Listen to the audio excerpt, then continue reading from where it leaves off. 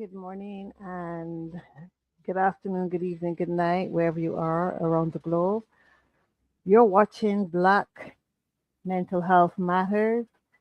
Our guests today are Terri Floyd and Dr. Candance Willet. Good morning, ladies. Welcome to the show. How are you doing? Good morning. I'm doing well. I hope you all are doing the same.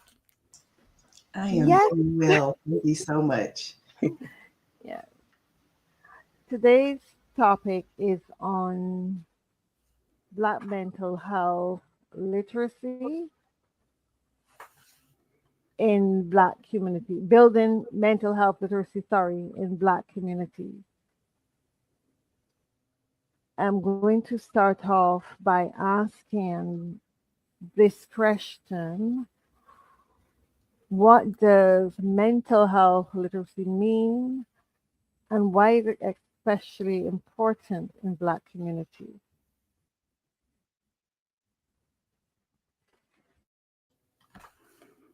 I can go first. Mental health literacy in Black communities, it goes beyond awareness. It involves the understanding of the cultural narratives, the systemic barriers, and lived experiences um, that influence how mental health is perceived and addressed. Of course, while general awareness focus on like recognizing the signs or mental health issues, mental health literacy in our communities also includes knowing how to access those culturally responsive care. It also means to challenge the stigma and navigate the distrust, of course, that we have with still have within the healthcare system from roots of historical trauma.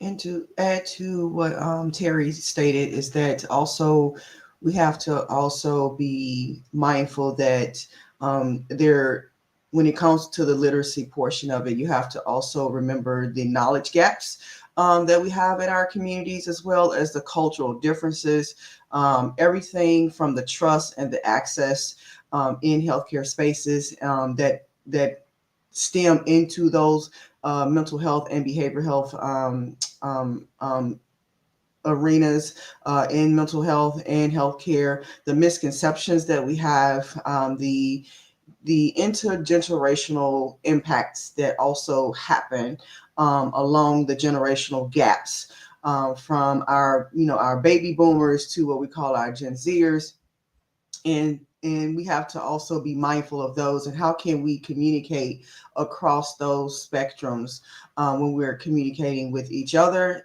with our medical staff, and also to the public in plain language.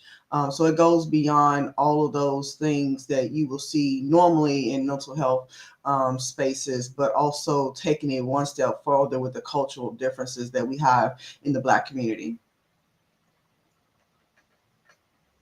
Dr. Candice, if I hear you correctly, what you're saying is that culture has shaped and history has more or less shaped how we approach Black mental health history. Sorry, Black mental health in our communities.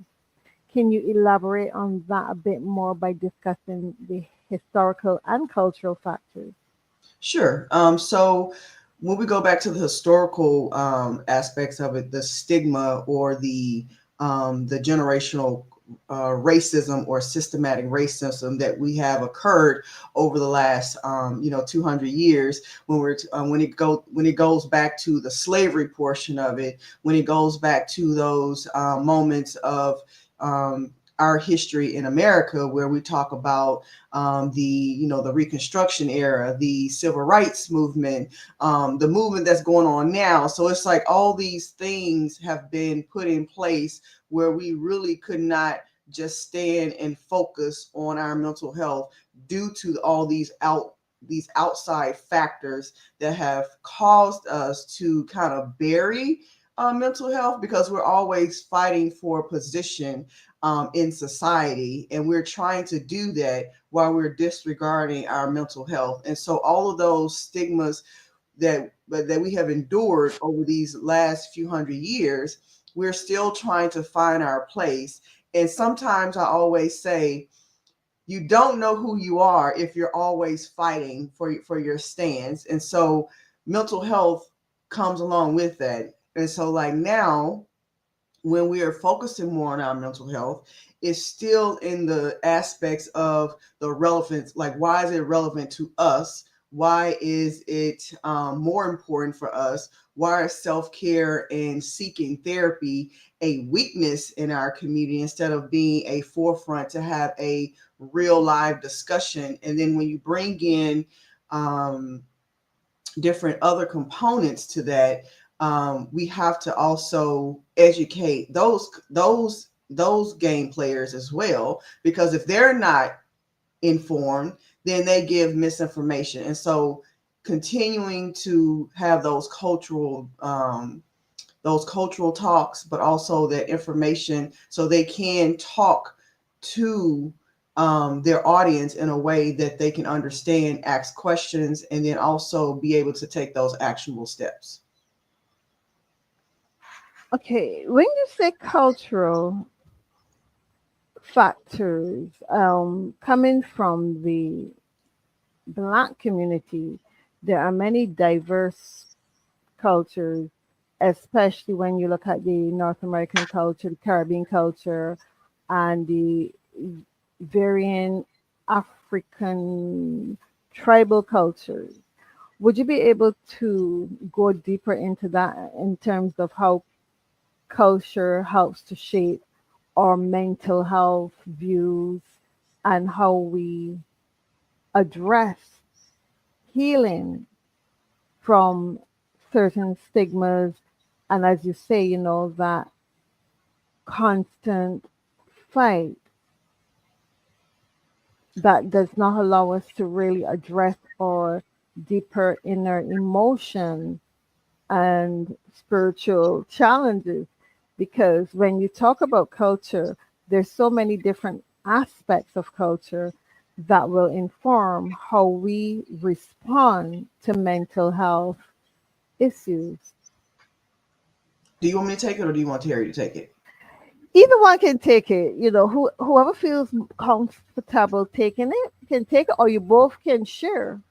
I don't want to dominate the conversation. That's why I was diverting to Terry. You I go ahead, am aware. you go ahead and I take am it, aware of that. and then I can, diverge after she's finished. Okay. Okay. Well, just to kind of add on to what Dr. Candace stated, as well as the question, a lot of times, especially when it comes to the cultural factors, the behaviors of even our grandparents, parents, the things that they pass down to us, or how they model their behaviors, a lot of times.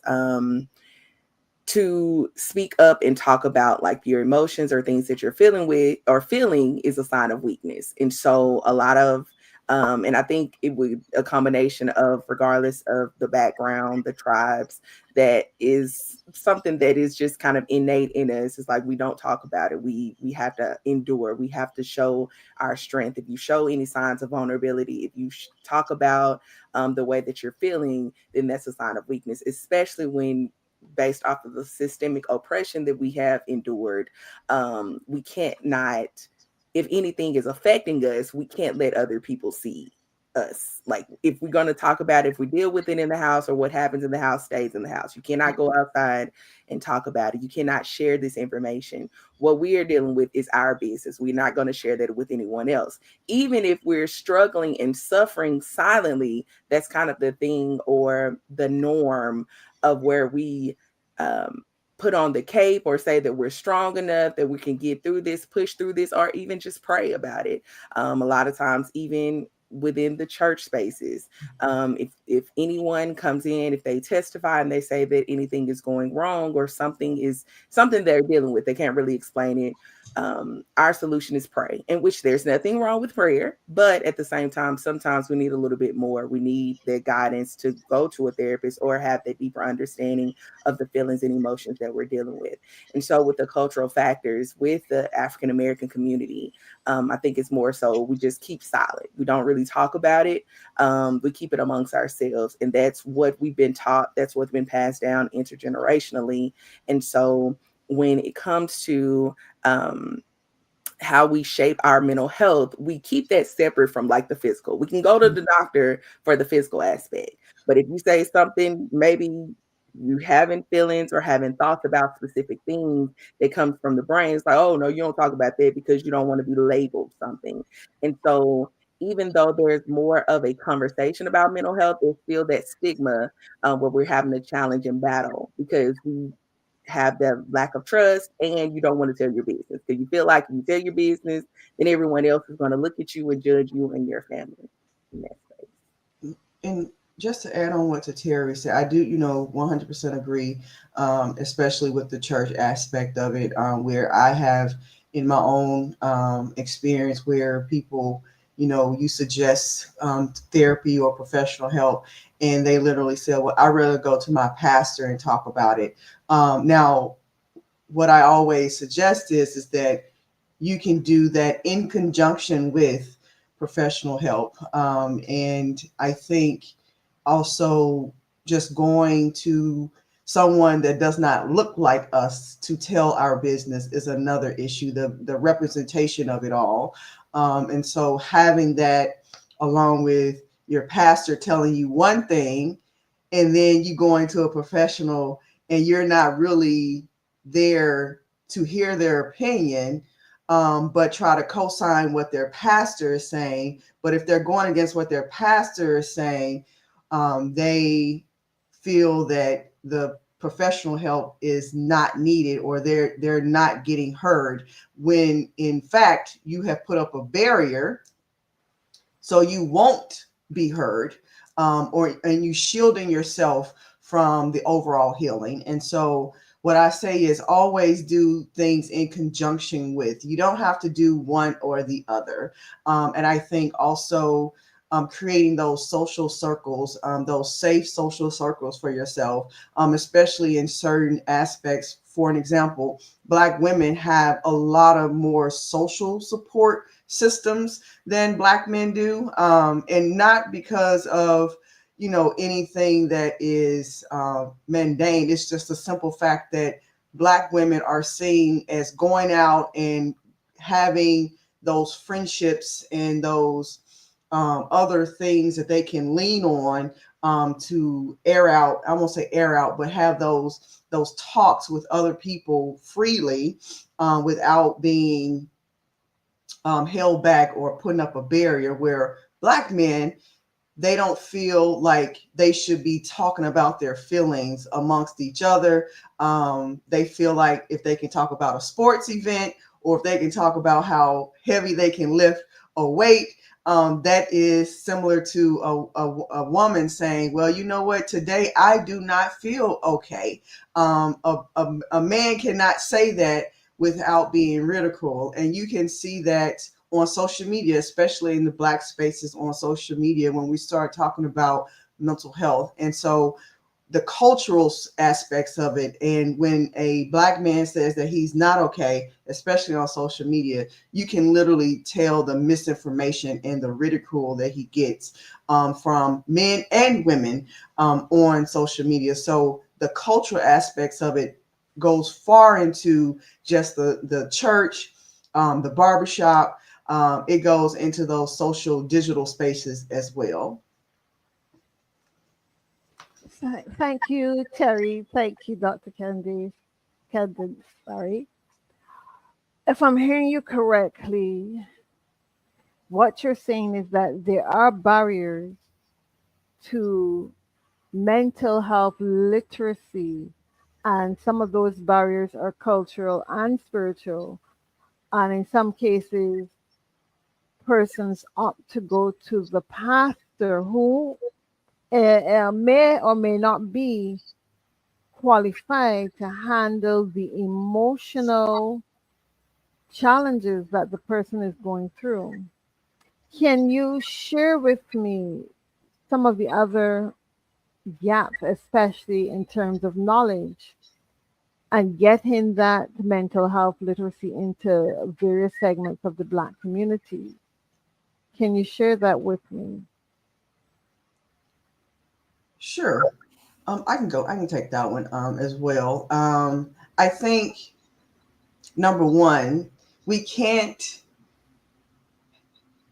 we can't have a bias against science and medical peer review. We cannot have that bias because I know that from historical events that the Black community have some real strong biases and systematic racism for their reasons of why they do not seek out science or medical information. And so, with that, as a Black woman that does mental health education and literacy, I say that we have to have more representation in those spaces, in the science, in the peer review, people that look like me and you, to go and dissect that information, but also tailor that information so it will not be harmful to our people when we are out giving information, and also giving it in love, and not forcing it to someone. Because if you force someone for information, they're more likely to shut down. And so when you're out there and you're giving information in love, and also giving the transparency of it all, because we have to be transparent when we're talking about mental health, because certain stigmas and certain illnesses do affect the Black community more than it does other communities. And so we have to be honest and open about those things. And so the science of it all, and we have to also have science literacy, which also comes with mental health. If we don't just talk about the mental health, but we also have to talk about the literacy of the science, the literacy of reading, because also we do have people in our community that cannot comprehend or read beyond a sixth grade level. And so we have to be able to have resources and information that can go beyond just forcing information, but also teaching it and educating on a level that comes in doses, and not just out there blasting it and they don't understand. Absolutely. I do agree with that for sure. I'm not sure what happened to Sonia, but she should be back. But just to kind of piggyback on what you stated, and fill in the gaps, even the spaces that you mentioned earlier, especially like with the barbershops as well as the churches. I think that also would be important, that even some representation, of course, the representation is needed and important in those science spaces, but also kind of meeting them where they are, breaking that literacy down for their understanding and knowledge, like you stated, based off of the sixth grade understanding. And so I know there's some areas, especially the area of where I live here in Arkansas, we do have like mental health educators that go to their work, that have barbershop initiative where they teach them mental health first aid. Yep. And so they have created this space. So the barbers are getting trained to, because, a lot of times when you think about when as women, we go to our stylist, sometimes we use our stylist as our therapist and social worker, having those conversations. And so just encouraging or inviting that conversation in the barbershops, because they do talk about sports, but trying to introduce them into talking about other things that are affecting them, like mentally, like how you feeling or how you doing, brother, like what's really going on. Also, so that's one of the key things, because going into their space where they already feel comfortable and safe enough to share, because a lot of times, of course, there are some women that are in there, but majority of the time, the barbershop is the men's safe harbor, their safe haven. In the church aspect, what I've learned, because I'm a mental health educator as well, when it comes to like going into the faith-based communities and working with the pastors, also being a preacher's kid. And so I know sometimes the pushback, or they want to keep it separate. Yeah. And so I've tried it like two different ways. One way I introduce like, oh, I'm super excited, let me talk about this mental health information. And while you see some people that were receptive and receiving it, there were others that was just glossed over. They're like, Right. what are you talking about? The terminology that you're using, Yep. I don't know what you mean. And so I took that and learned and realized, like, okay, even though you're providing the education, you also have to be mindful of the spaces that you're in. Yep. And so I created or developed a workshop that's refueling the spirit. And while it is still focused on mental health aspect, it is still in the space of me bringing the biblical scriptures as well as pulling in like the examples of what depression looked like that's in the biblical standpoint, but then creating it in a way or discussing it in a way where they can understand. And so just giving a better kind of a definition of laying it out, like, you know, in those moments where you're feeling heavy, you're unable to get out of the bed, where you don't feel like that you're able to do anything, or having that burnout and what that looks like as a ministry leader or a ministry worker. And so these are the things that you can do, as well as providing those resources for therapy and still incorporating and encouraging therapy, but just breaking it down into the way that they can understand and more relatable. And even with that, by creating that space of using their language, I've received, they were more receptive. There were more that were volunteering and open to share about mental health and what they were dealing with, or in the past, even some shared that they did go to therapy. And I was like, I commend them, because sometimes, you know, in the faith-based communities, they don't really want to talk about it. And like, oh, like you stated, just I'm gonna talk to my pastor and that's it. And these were pastors talking about, yes, I have a therapist. I've talked to them. I've received the help. And I feel like that even from the leadership standpoint, especially when it comes to the churches, if the pastors are open and vocal and talking about it, we can get them on board, then their congregation will follow. And, I'm sorry. and that's true. And I also feel like we also have to take away that clinical jargon, like that plain. We got to have plain language. Talking to my homegirl as a homegirl and not as a educator of all things. You have to take it down a notch. And I think that's another reason why, when it comes to information sharing and material sharing, where you see a piece of paper and it has all this medical jargon on it, and you literally just toss it over to the side because it does not interest you at all. And so I think we also have to, the marketing around materials and how information is getting out there so they can read it. So talk to them like they're talking to someone in their community, you know, in the barbershop. And I always say we have to market, and I won't say market, but also bring awareness to mental health like we do when it comes to voter registration, right?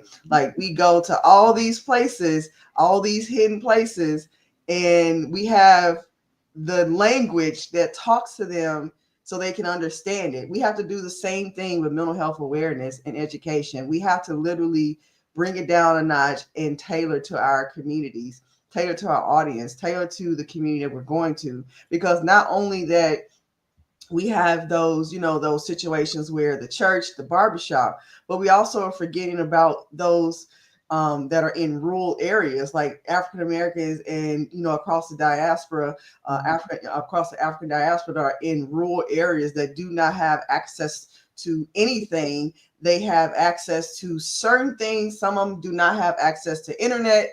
And we still are in 2025 where people do not have access to phones, internet, and all that. And so we have to be able to actually go to those spaces and have those conversations on the porch, because those conversations are still taking place. And that's the reach that we talk about when it comes to the cultural aspects of it as well, because there are some areas still in America where people do not have access to the internet. In certain rural, like here in DC, like when you go maybe 100 miles outside of DC, in the rural areas of West Virginia and PA, you do not have access or great access to the internet to get information. Yeah. Hi, Miss Sonia. We was just carrying on. Oh, is she frozen? Oh, there she go. But I definitely agree with that. The access. We have to make sure that we're, as the, I guess, the popular song, having the boots on the ground to continue to lead and do the work that's needed to fill those gaps and build the mental health literacies within the African American population. Absolutely. Okay. Is she back? Yeah, I'm back. I'm back. You know, and I've heard a lot on the cultural factors, the historical factors, and what I would like to discuss at this point, or to hear you discuss, is some of the effective ways to educate children and teens about mental well-being. Absolutely. It seems now that our what I do like when it comes to our youth is that they are literally stating, I am not okay. Mhm. They're speaking up and literally saying, I am not okay. And in this particular age and time where we are having more children being affected by mental illness that's related to, incidents and violence inside of the schools now, we have to have the schools on board, from the school psychologists, the school nurses, the administrations. They have to be educated on, behaviors that they see in the school. And they have to have a safe space for our youth to actually be able to go and have those conversations, be transparent about their own feelings, but also having conversations with parents, because the youth and their parents, sometimes that gap is still there because the parent is not really hearing what the youth is really, their child is really saying. And so we have to also continue to educate the parent along with their children, especially in the school system, where we have those spaces. We have, holding workshops and ensuring that your district have those resources for teachers and the administration to hold those types of workshops, those counselings, therapy sessions, even with the parent involved, being able to have those, what we call those crucial conversations around how the youth is at home compared to at school, because those can be a barrier as well. They act one way at home, but when they get to school, it's a different story. Also, just looking at what kind of curricula can we teach in mental health. We still have the health, and you have the 30-minute wellness class, but can we actually start teaching mental health education in those classes, where we can not only just talk about the physical aspects of it, but also the mental education of it all when we are working with the youth. Thank you, Dr. Candice. I like that what you're saying is, let us include the parents, let us include mental health education on the curriculum. And what would that look like if that is included into the school curriculum? I think when we look at the curricula of the health education that they already take, what does the books need to be updated, especially in the Black community? Like, we've been having the same books, the same curricula of activity, the same curricula of information that has been passed around for the last 15 years. Like, do we need to update the textbooks? And we already know the textbook issue stems from a wide bigger problem than just, mental health, right? We have to have funding. We have to have all those things, which also stems back to the systematic racism when it comes to how funding into certain city schools are being accumulated for, when they're not getting enough money to even have lunches for students. So how can we get textbooks updated with the right information and current information, especially including mental health? how can we get that on the docket? And so going back to that, the local school systems, like how can we get school boards to say, okay, we need to put more updated information, especially around mental health, suicide prevention in the curricula. How can we do that? Because now we already know that we have a lot of things going on, especially with education. And so, how can we teach mental health education in the culture that we're in right now? And I can add on to what Dr. Candace was also Mhm. stating, was answering the question. I do agree with incorporating or including mental health education into the health education that's already presented at the schools. I think also there are some schools, but I think all should be get on board, especially with incorporating the social emotional learning, as Dr. Candace stated. Now, of course, these young people are comfortable with sharing and talking about how they're feeling and the emotions. The way that we can incorporate parents, in my personal opinion, I think just utilizing kind of some of the I guess programs or communities that's already in place, and just kind of updated a little bit. Like we have the PTA, the Parent Teacher Association. So even when we have PTA, and they're promoting kind of more of the parent involvement with the students as well as the teachers at the school to bring up about the community effort, I think incorporating mental health first aid and safety, youth mental health first aid and safety for the parents to get that understanding of pay attention to the signs of mental health awareness, as well as suicide prevention, by creating those spaces of giving the parents that awareness by with their understanding of knowledge. And then we're also incorporating that curriculum into with the students while they're at school. Everybody is kind of on the same page, because it's great to have the children learn the awareness and have the curriculum at school, but at home it's something totally different. And so by creating that collaboration or connective effort where you have the parents being involved, getting some type of training. Of course, we're not training them to be therapists or anything like that, but of course to be aware. Just like we go do first aid and safety, CPR. And so use this space as the mental health and suicide prevention to get the understanding or the dialect, to pay attention to the signs, or have the be comfortable with having the uncomfortable conversations.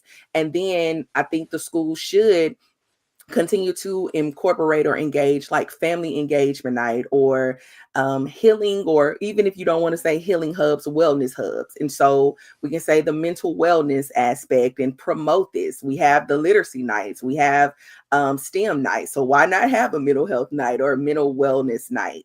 And so bring the families, the parents, grandparents, guardians, whoever is involved in that child's life, and have that child there. And so we can work with the family as a whole and do the holistic approach, because I think that is also important. I think that will help kind of bridge the gaps. Now, of course, when you start new things, people may still have pushback, but just be encouraged and keep doing that and keep promoting that. I think if they already just bring that into what's already there, because I know schools still they already have those different type of nights. If you incorporate that, it may be new, but that's opening or creating that awareness, because the parents could have been interested in it, but they just didn't know who to ask or who to talk to. And that's what I think the teachers, as well as guidance counselors and parents, can come together and create that space at the schools, so they know that that's kind of their central hub to get the information that they need. Thank you, Terry, and thank you, Dr. Candance. As we're both speaking, what came to mind in terms of really getting the message out there, and that is our use of technology. I find that a lot of our young people are more or less attached to the devices, whether it is the phone or tablet. Young people are really attached and have a great understanding of how to use technology. Are there any programs out there that teaches mental health awareness for young children? Let's say maybe a game that they can play. Are there such things out there? So I will say that, Anyone can answer this question. oh, so things are being created. Like you have, for an example, BetterHelp. You have a lot of those apps that you can download, do breathing exercises. You can play little mindful games on the apps. But also, I think having certain what we call mindful, mindless games where you're actually still being stimulated, but it's focusing in on how you're doing in the moment. I think those do are being created now from from anime. You have a lot of anime videos out there, anywhere from quizzes that people can take while they're strolling through their platform of choice. Like you have these quizzes and everything that pop up, and you start interacting with people from around the globe. Also, you have what I have heard from youth, especially under 18. I was literally just at a mental health summit last weekend, and a lot of the students said that they get calmness from when they're watching TikTok videos, like just watching videos from different people, from cooking to baking to, just acting out, dancing. And one of them said that he actually learned to dance from watching TikTok videos continuously, and it helped with his mental health. And so just those things that they are actually trying, or, getting in the kitchen and baking and then just sharing it with the world, those types of things that I really enjoyed listening to our youth, because they find creative ways, and then also finding their tribe in these digital spaces. Some of them have found that, where they're actually finding their tribe through what they love, through their hobbies, what they love to do, but also finding and teaming up with influencers that have positive impact on their social standing, and so having those influencers that actually don't mind talking about mental health, that don't mind having a positive impact on what they view and how they view, how they're feeling, how they're speaking up, how they're showing up in the world. They have those outlets that we didn't have growing up, and so it's good to also use those positive influencers, but also having influencers team up with health providers to create meaningful content for those that watch, and that's what they use as their mental source for outlet in how they're feeling. And to add on what Dr. Candace stated, because yes, that is definitely a great avenue. And I know another one, Discord.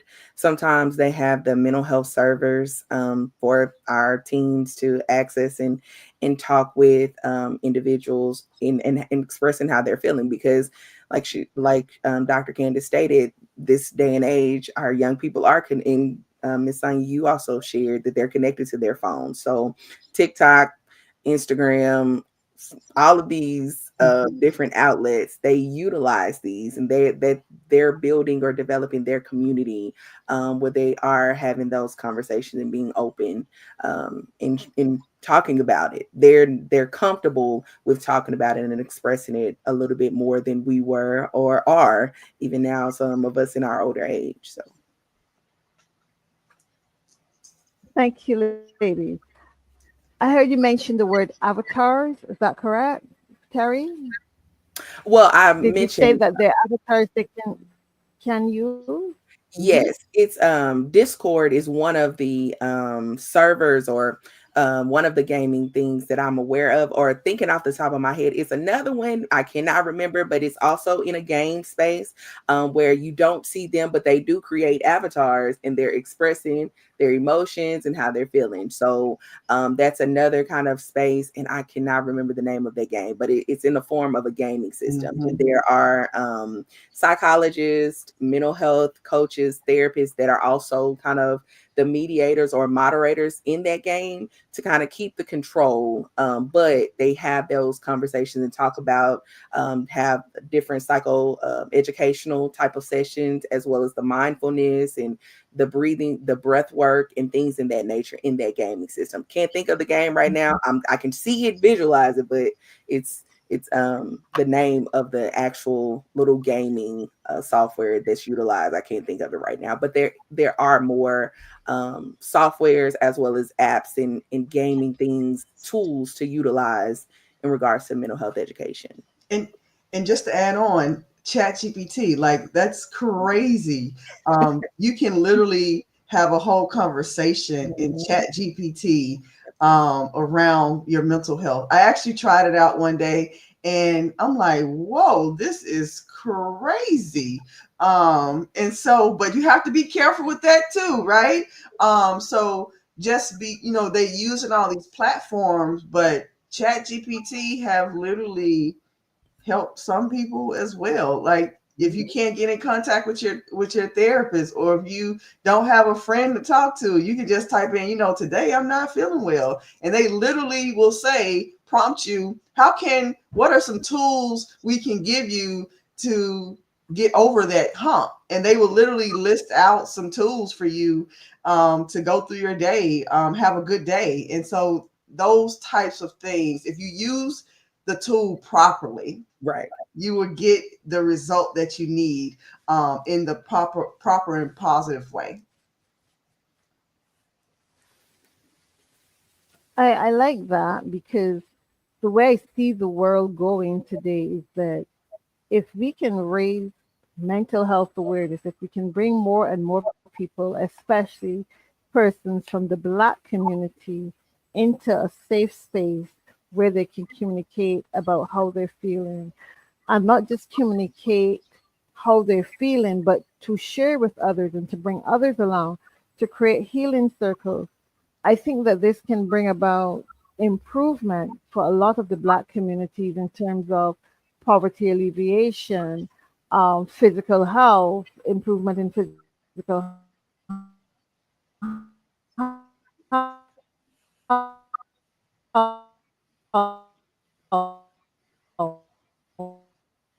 I think this can bring about a lot of healing in several areas. What are your thoughts on that? I think it kind of went in and out, but I'll kind of piece on. I want to say you were asking about the healing site, healing circles, and the benefits of how that would impact or help the Black community. I think that is important. A lot of times, especially honestly after the pandemic, it showed a lot of where we struggle with being by ourselves.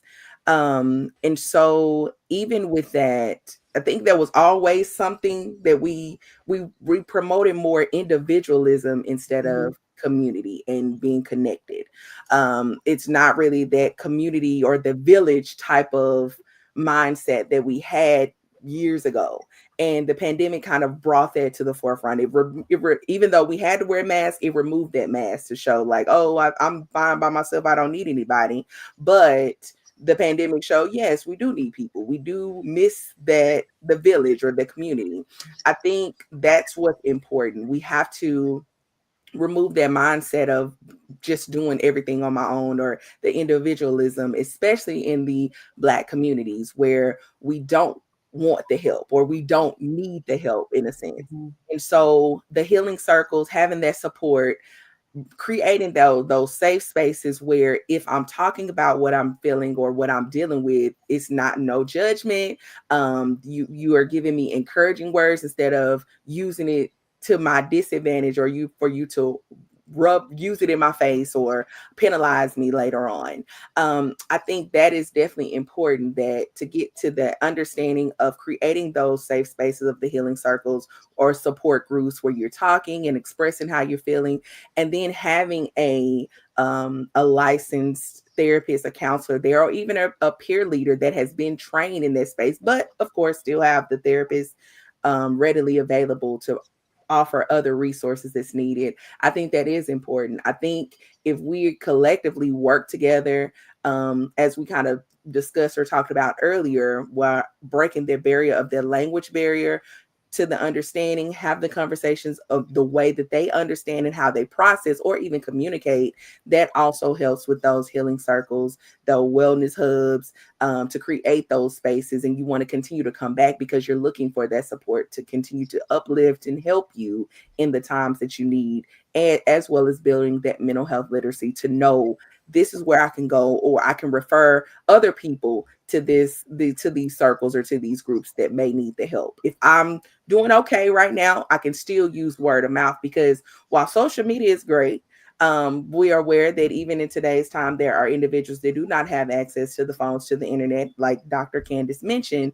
And so word of mouth is still very powerful. And so when we communicate and we share those informations and we know where those resources are, that they were beneficial to us, that is the best advertisement, because you can use yourself storytelling as the example. Like, hey, I felt this way, and so I went to this circle, or I went to this group, or went here or wherever, and you know exactly where their location is. You know, you have the contact for those people, and you can share with others to kind of continue to build and help lay the foundation for our building our mental health literacy in our community. And just to add on to Terri, I will say first we have to start having those conversations. Yes. Also being honest with ourselves, and then showing up and saying, you know what, I do not feel good. I feel off balance today. I have been feeling off balance. And having those conversations, those real hard, starting those conversations. Also credible resources, sharing credible resources from like NAMI, Black Mental Health Matters, all those credible sources that you can get information from. And then also continue to educate yourself. When you continue to educate yourself, it's a learning curve. Like everybody is learning every day. And so continue to learn and educate yourself so you can share that information. We don't want to be this hogging all the information and not sharing. Information sharing is very crucial when it comes to literacy.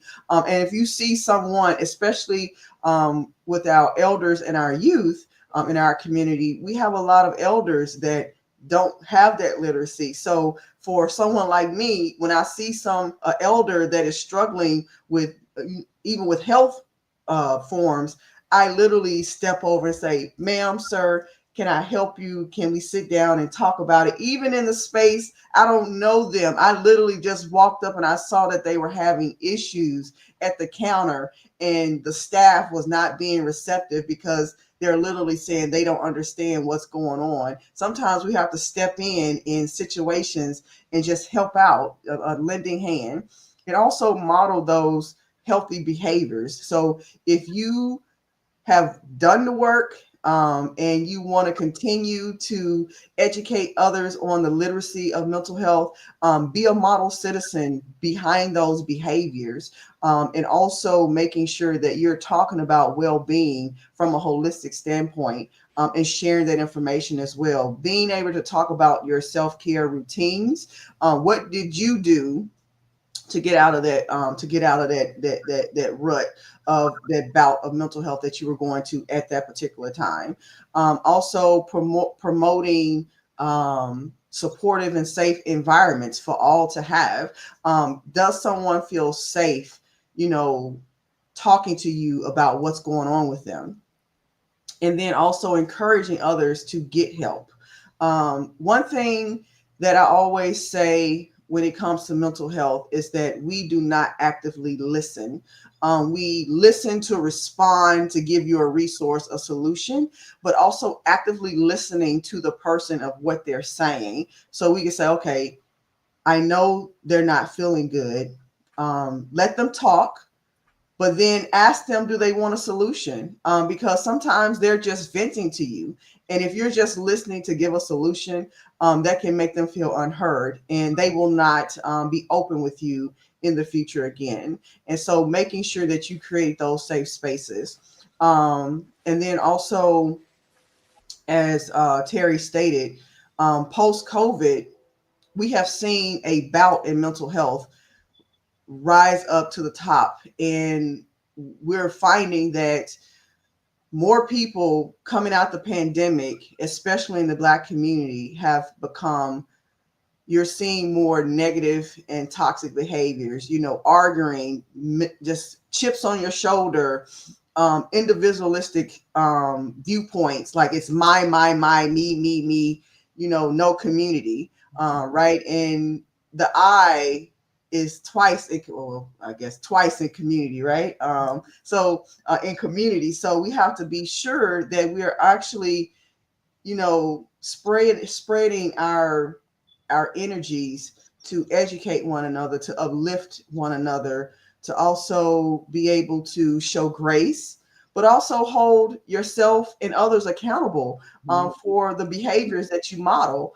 And so just understanding that part, and it's a learning. So because you always want to be better than you are than yesterday. So you're always building on that, and show yourself grace when it comes to mental health. And don't be afraid to suffer in silence, because silence does cause issues down the line. And so just make sure to always speak up, say something, and do something. Mm-hmm.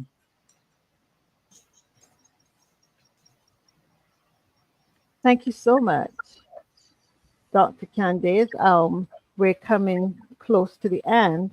Are there any other little nuggets that you want to share with our audience in terms of how they can improve their mental health literacy, especially in their immediate circles? Have those conversations. Always have those conversations. I know in my social group, we're always having those conversations. And I just want to encourage people, if you want to know more, the Google is at your fingertips. And then also your local health departments have a lot of information. NAMI has a lot of information.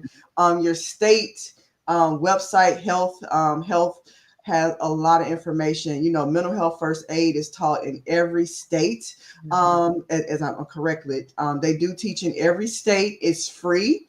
American Red Cross teaches certain free activities and courses. Just getting the information. The thing is also, don't forget, we cannot forget about our sororities and fraternities in our communities, our HBCUs that are having all of these activities and events and courses that are going on in the community, especially during this month. Please, if you know someone, or if you don't know someone, just go on the historical Black sorority or fraternity websites, and they're having events around mental health and physical wellness. And so just the information is there. We just have to be able to push it out, and don't feel afraid to sharing information. Also, encouraging others, encouraging our youth to actually, when they go to college, have they thought about going into the mental health space, so they can have representation, looking like me, looking like you, to further that. Also, the cultural sensitivity of it all. We understand that it is a stigma. How can we get around those sensitivities? Also bringing in more stakeholders in our community, the barbers. We already know the barbershop, the church. What are the other little nuggets that we have in our community where we can be partners and not competitors when it comes to the mental health education and awareness of it all? It's a community. We need to go back to community when we are getting out the education and awareness. And that's what I will say when it comes to the literacy of it all. It starts with you, and it does not end with you. And everyone should be a part of this fight, and it's not going to end.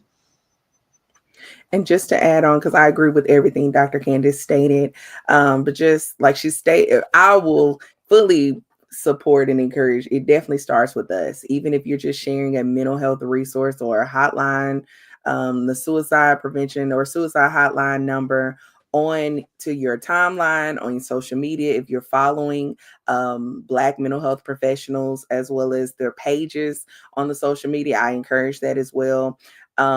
Using the emotional language, like Dr. Candace stated, it starts with us. So even if we're being the representation or leading by example by sharing and expressing our emotions, or just say I'm feeling anxious today, or I'm feeling whatever today, when we start those conversations or we're starting that language in that space, we're creating the space and opportunity for others to feel open enough to share with us, even about their feeling. Because a lot of times, like, how I'm doing, I'm good, and then you move on, but you're not really good.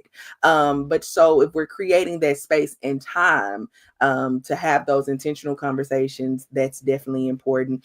And then modeling again, we have to normalize rest, therapy, as well as the vulnerability, because a lot of times we want to be productive and on the go. Being busy means you're productive. That doesn't mean that. That just means you're just doing a lot of stuff, but actually you're running away from what you really need to be focusing on. And right now you probably need to be taking the rest and just speaking up and being mindful, like, no, I cannot do that. I need to take time for me, get myself together mentally, emotionally, spiritually, whatever that may look like. But leading by example, like Dr. Candace said, it starts with us. So being intentional about the conversations, share, even attend mental health workshops, circles, or if you're in the space to even host them, bring in therapists and mental health educators that are available to provide a workshop to educate the people that's in your community. It takes us all a collective effort. Thank you so much, ladies. Thank you. And it is at this place I'm going to sum it all up, that education on mental health is very crucial, especially in the Black communities, if we want to see that healing, not just for the generations past, but the upcoming generation, that we're the ones on whose shoulders, let me rephrase that, we're the ones under whose umbrellas they will stand under.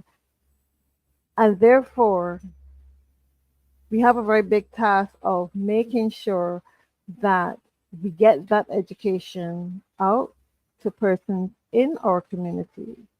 I know here in Barbados, one of my daughters and her friends have started a group, and they call themselves the Village.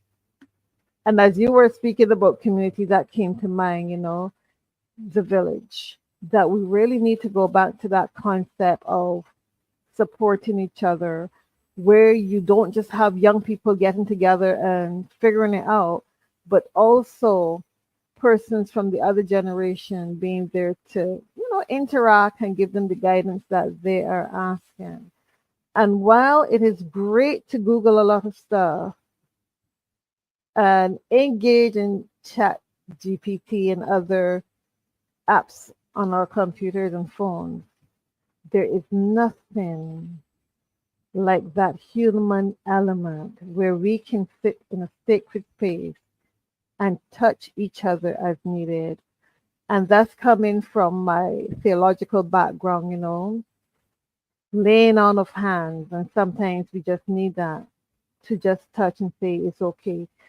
And even without the words, just the touch will convey a lot of meaning for those who are going through their challenges.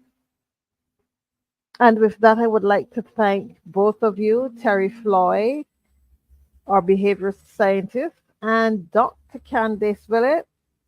I would like to thank you for being here and sharing information. It has been very, very enlightening, even for myself, And I keep saying to people, I don't know anything. I'm always here to learn. And today for me was a really good learning experience. I made a lot of notes, a lot of notes. So there are some things I'm definitely going to be taking away for myself. I would also like to thank the audience who has been here with us and those who will be watching us way after, months and months down the road. Thank you all for being here. Have an awesome day wherever you are. Until next time.